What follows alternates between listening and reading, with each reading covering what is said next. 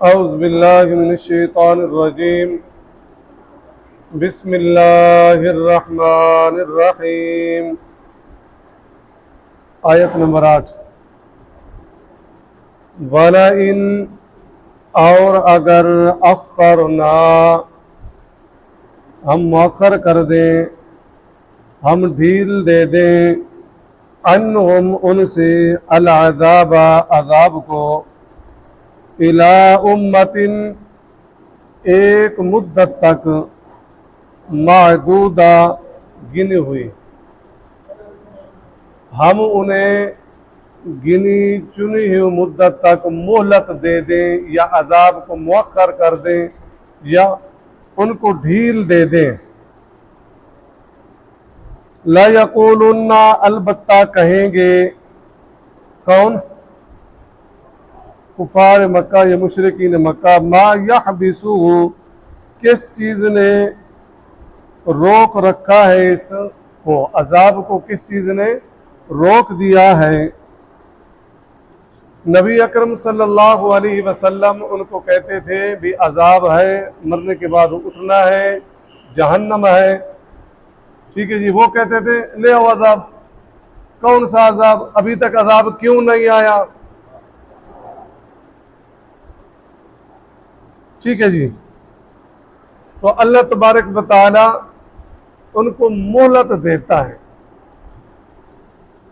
یہاں پر ایک لفظ الی امتن، امت کا معنی یہاں مدت کیا گیا ہے، ویسے کئی معنی میں آتا ہے۔ وَذَّكَرَ بَعْدَ أُمَّةٍ سورۃ یوسف، ایک عرصے کے بعد اس بندے نے پھر یوسف علیہ السلام کا ذکر کیا تھا بادشاہ کے پاس۔ ان ابراہیم کان امتن، امت کا معنی امام اور پیشوا، ابراہیم امام اور پیشوا۔ امت کا مطلب ملت اور طریقہ، انا وجدنا آباءنا علی امتن، ٹھیک ہے۔ امت کا مطلب امت بھی ہے، لکل امت اجل، کئی ایک معنی میں آتا ہے، لیکن یہاں پر کیا ہے؟ مدت، عرصہ۔ الا یوم، خبردار رہو، یوم جس دن، یاتیہم ان کے پاس آئے گا عذاب، لیس مصروفا نہیں پھیرا جائے گا، جب عذاب آئے گا تو وہ ٹلنے والا نہیں ہوگا۔ انہم ان سے، وحاق بہم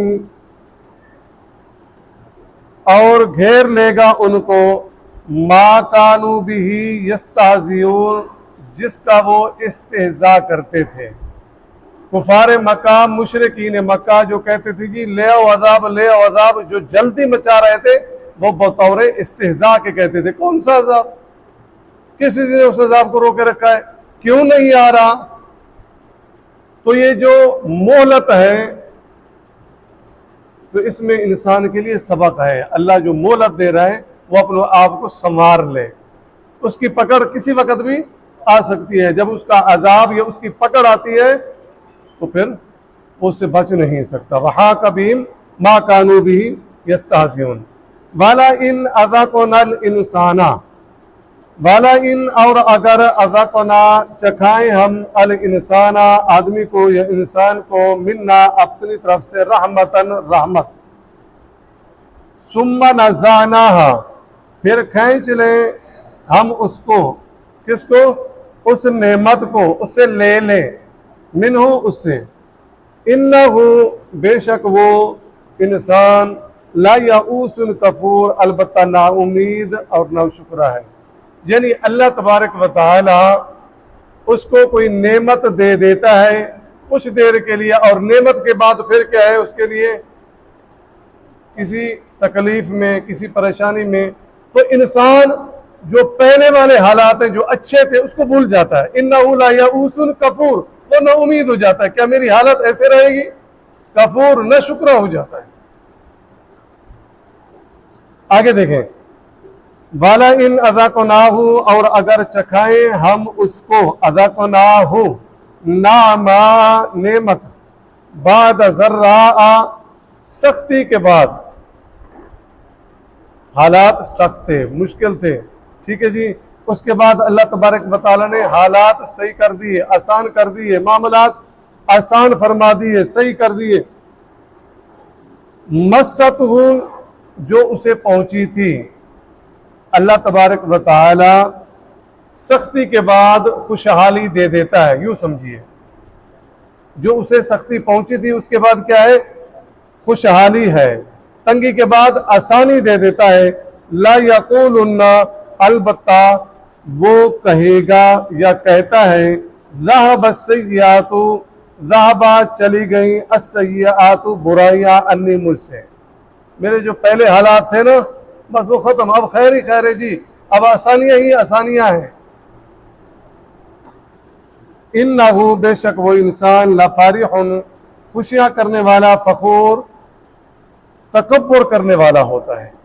ان دو آیات میں یہ ہے کہ اللہ تبارک و تعالیٰ نے نعمت دی ہے اور اس کے بعد آسانی تھی، مشکل آ گئی، تو پھر انسان کو کیا کرنا چاہیے؟ صبر کرنا چاہیے، نا امید نہیں ہونا چاہیے۔ اللہ نے ایسے حالات پیدا کر دیے، انشاءاللہ پھر حالات اچھے ہو جائیں گے۔ اگر اس کے معاملات مشکل تھے، اس پر مصائب تھے، اس پر تنگی تھی، اس پر غربت تھی، اللہ نے کیا کر دیا؟ آسانی، تو اب وہ مشکل کو بھول گیا، اب میرے وہ حالات نہیں آئیں گے، اب خیر ہے جی، تو ایسا نہیں ہے۔ حالات اچھے آ گئے تو پھر بھی دوسرے آ سکتے ہیں، اگر برے حالات تھے اس کے بعد اچھے بھی آ سکتے ہیں۔ معنی یہ کہ انسان کو صبر اور شکر کا دامن نہیں چھوڑنا چاہیے۔ اگر تنگی ہے صبر کرے، اگر مشکلات ہے صبر کرے، خوشحالی آ گئی، آسانی آ گئی، شکر کرے۔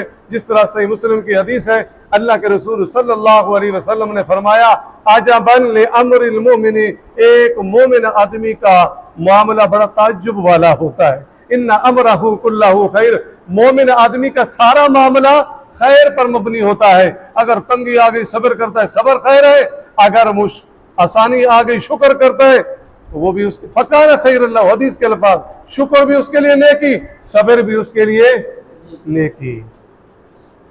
شرط کیا ہے جی؟ مومن۔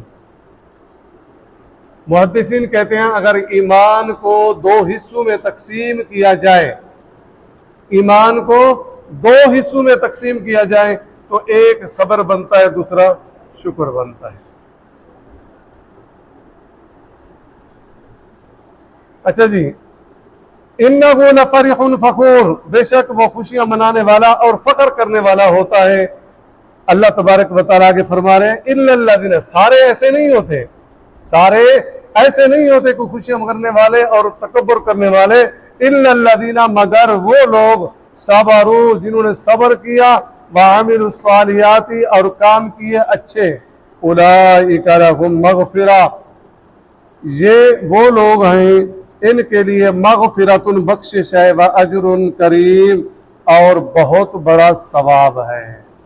جو لوگ حقیقی مومن ہیں تو وہ کیا کرتے ہیں جی؟